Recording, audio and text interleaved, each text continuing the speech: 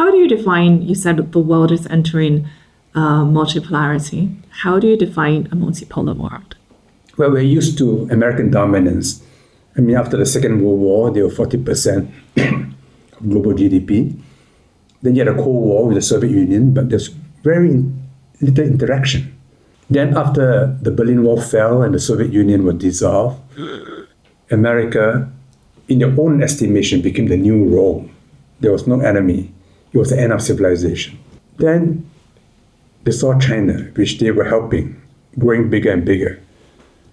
And then China setting a bad example to other countries that the Western road is not the only road that they can take.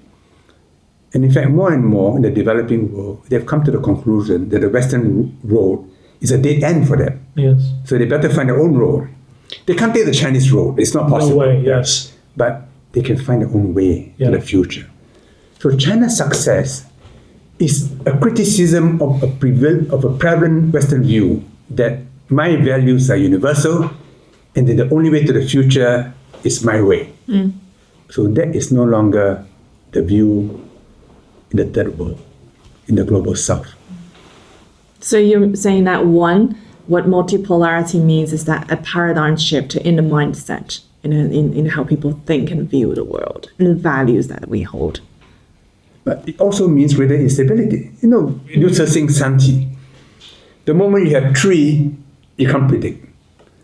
In a multipolar world, it's very hard to predict. It's very unstable. They are moving all the time. So for a small country like Singapore, suddenly we have more room. It's also more dangerous. When there's only one sun, then our orbit is predetermined. It's very easy. If there are two suns, we have more freedom. If there are three suns, then it's a headache, right? This is the world we're entering. And which is why you need a mentality and a moral system, what China calls a future, a common destiny. Yeah. What Pope Francis called a common humanity. If you don't have that, the technology that we have can enable us to kill each other much more effectively and quietly. It's very dangerous. The technology which the human mind has created can destroy humanity. So without a moral sense, which takes control of this technology and puts it within bounds, it's like fire or nuclear energy. It can destroy us. So this moral sense, China is trying to introduce.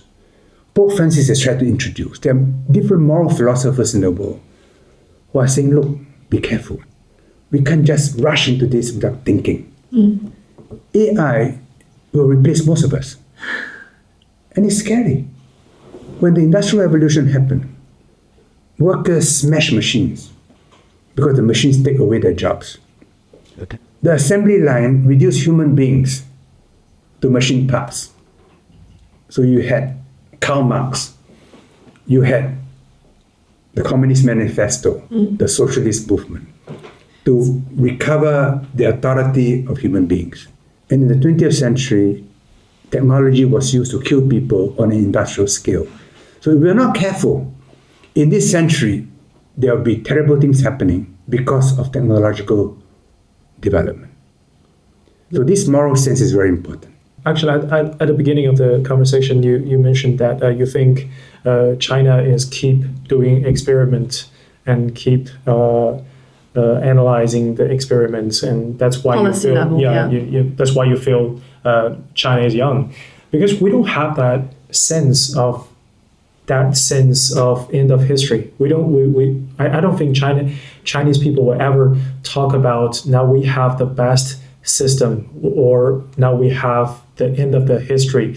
But this happens in the United States even before the end of the Cold War, right? I think Professor Fukuyama wrote that book before the end of the Cold War. I think it's quite important for for the world stop competing on who has a better political system, because political system is only the way you choose how to rule yourself or how to deal with all the games happens within your border. I think maybe the end of history, or maybe the next stage of the human civilization's chapter should be competing on who has a better idea to deal with our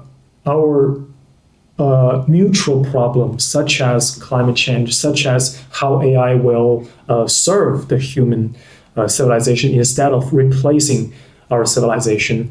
It'll be interesting to see how different civilizations, different countries put AI to use. Right now, AI, basically, as much as we will talk about AI, it's still very much limited to writing poems, the large language models. But really, in China, at least I wouldn't say just in China, but I'm sure it happens in some other countries too, is that the application of AI in real economy and in medicine, in pharmaceuticals, in production lines, so things like that. It's not just about, I think the point about what we're discussing is that the philosophies, the values behind each civilizations, and it'll be interesting and challenging to see in the 21st century how different civilizations apply a technology like AI. What is your expectation? It may sound old-fashioned, but if you go back to Karl Marx, he said if the superstructure does not support the growth of productive forces, then you have a contradiction and decline. AI is a new productive force. So if the superstructure doesn't adapt to it, the society will face severe internal contradiction. When China took the decision to make DeepSeek open source, that to me was a highly strategic move. In America, a few companies dominate, and they give you an app, free. But if you are a business and you want to make use of a large language model to build your own model, you pay. By making it open source, China says, no, I've invented the wheel. Everybody can use the wheel. You don't have to pay me a royalty. Use the wheel. You use the wheel. Everybody use the wheel. The whole country uses the wheel. The whole world now uses the wheel. This has big implications on economics and social matters. And I think it's good for the world. And the people in America who say, so every time you use my product, you must pay me, they are monopolies, right? I think they'll run into trouble. But there'll be some societies which should be so frightened, they will prevent technology from being applied. Then Karl Marx's theory will come into effect. They will meet internal contradictions. The countries that quickly adapt, make mistakes, learn from mistakes, adjust, move further, they will be best adapted to the new technologies. Well, part of the reason why a lot of the new technologies in China are going like DeepSeek, there's not just one DeepSeek. There are many DeepSeeks to come. Yes. Like the reason why they're able to adapt the open source business model is because China as a single market, let's not even talk about the global market, just as a single market is large enough to facilitate, to incubate these new ideas. Yes, without the size of the Chinese market, the US would have maintained its dominance much longer. I mean, they tried to kill Huawei. They could not, because of the internal market. You're an advisor to Huawei, right? Can we make that public? Okay. Yes, it's public, in Singapore. Yeah. I mean, you're Samsung, you're Ericsson, you're Nokia.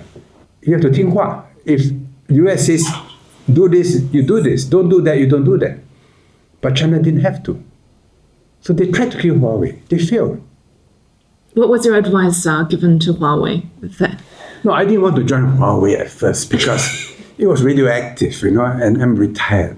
Why do I want to get involved in this? Then it was bullying. I felt a little angry. I said, no, this is wrong. So I said, no, I'll support it. I'll support it because they were doing a good thing. I don't believe they were spying. And the way they responded, I mean, I share that pride. It's the spirit is indomitable. Yeah. So I visited the campuses in Shenzhen and Dongguan. I watched what they do, how open they are. Ren Zhenfei decided, don't be trapped in the Chinese mind. So everything about Europe, force the mind to open up to a different world, to a different philosophy, so that you're open for new ideas. That's very far-sighted. It's incredible, the kind of philosophy which drives Huawei. 偷偷告诉大家，我最近发现了新法宝 Royal Face 逆时奇迹系列，它有活肤露、全效精华，还有精华霜。尤其我皮肤比较偏干，所以我非常的注重保湿。保湿做得好，肌肤自然烹润。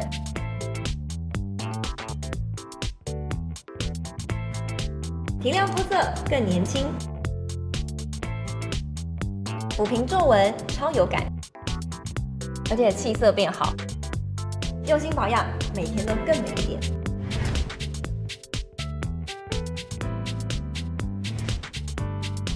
美吧！